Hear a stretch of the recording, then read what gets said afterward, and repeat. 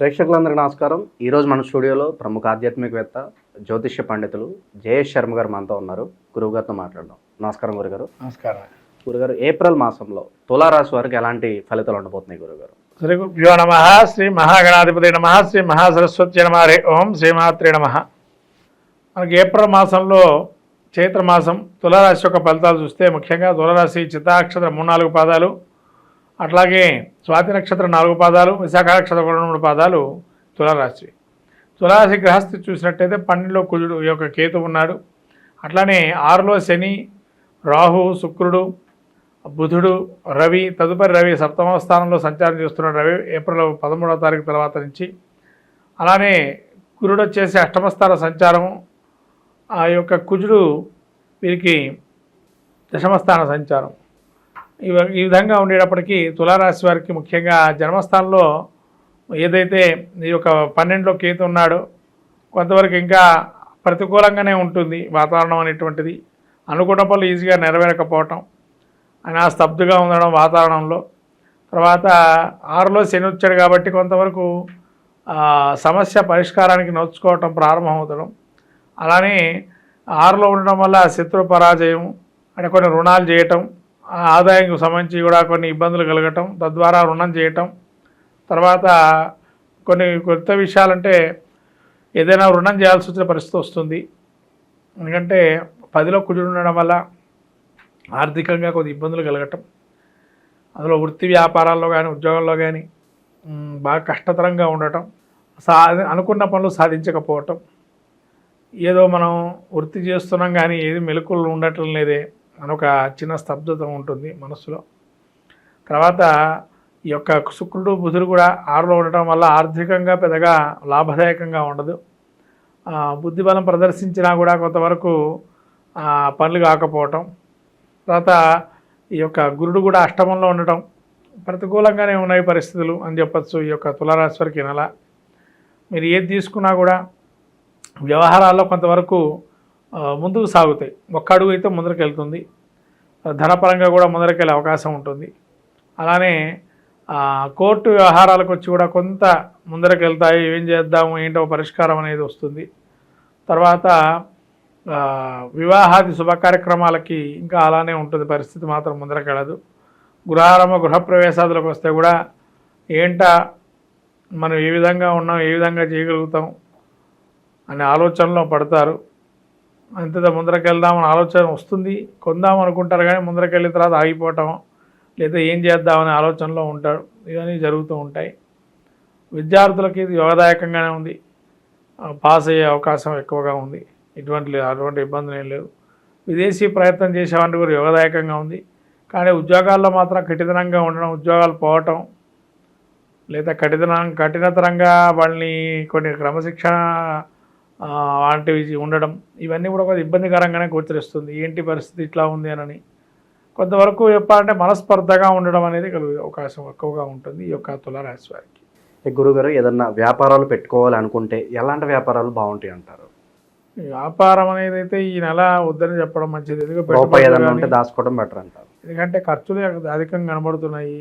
అందులో వీళ్ళు ఆర్థిక మాంద్యం ఒకటి, తర్వాత ఆదాయంకు మించిన ఖర్చులు ఉండటం, ఏదో అప్పు చేయటం లాంటివి జరిగే అవకాశాలు ఎక్కువగా ఉంటాయి. కాబట్టి ఉన్న దానిలో ఉండడం అనేది మంచిది. ఇక గుర్తింపుల పరంగా గురుగారు, సినీ రాజకీయ ప్రముఖులకి ఎలా ఉండబోతుంది మాసం?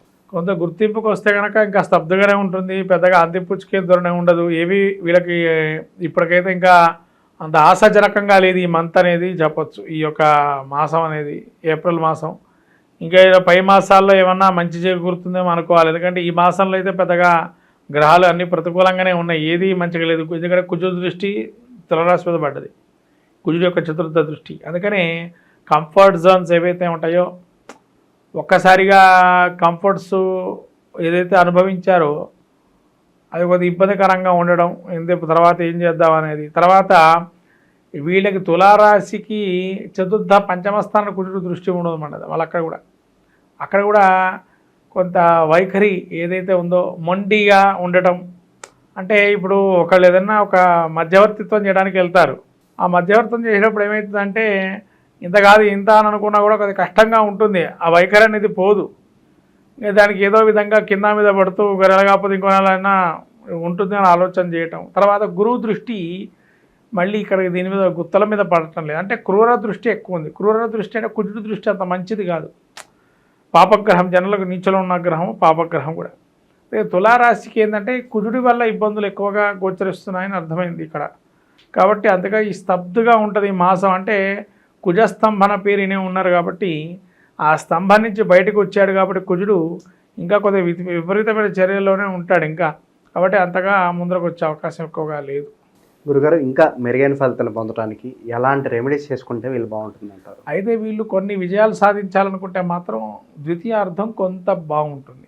ఎందుకంటే ద్వితీయార్థం ఎందుకు బాగుంటుందంటే రవి వీరికి సప్తమ స్థానంలోకి సంచారం చేస్తున్నాడు, ఉచ్చస్థితిలో ఉన్నాడు.